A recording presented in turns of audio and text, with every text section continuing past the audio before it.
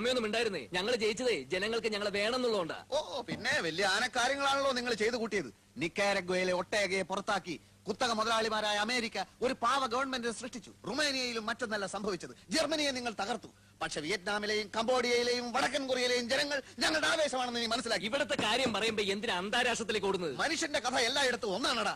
International പൊളിറ്റിക്സിനെ പറ്റി ഒന്നും അറിയില്ലെങ്കിൽ ചിലക്കാതെ ഒരിടത്തിരുന്നോ. അറിയില്ലെന്നോ? ചോദിക്ക്, ഞാൻ പറയാം. ഹംഗറിയിൽ എന്ത് സംഭവിച്ചു? മൂരാച്ചി എന്ന് മുദ്ര കുത്തപ്പെട്ട് 40 കൊല്ലം കുറ്റവാളിയായി ശവപ്പെട്ടി കിടന്ന നേതാവിനെ സത്യം മനസ്സിലാക്കിയ ജനങ്ങൾ പുറത്തെടുത്തുകൊണ്ട് ആദരിച്ചില്ലേ മനുഷ്യ? ഇനിയും ചോദിക്ക്, പറയാം. പോളണ്ടിൽ എന്ത് സംഭവിച്ചു? പോളണ്ടിനെ പറ്റി നീ ഒരു അക്ഷരം മിണ്ടരുത്, എനിക്കത് ഇഷ്ടമല്ല. സോളിഡാരിറ്റിയും ലാവലേസും കൂടി കുതിച്ചു കയറി അടിയറവ് പറയിപ്പിച്ചില്ലേ?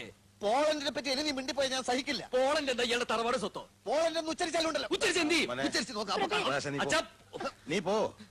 പോളണ്ട് വേണ്ട, ശരിയാവില്ല. ഇപ്പൊ കണ്ടില്ലേ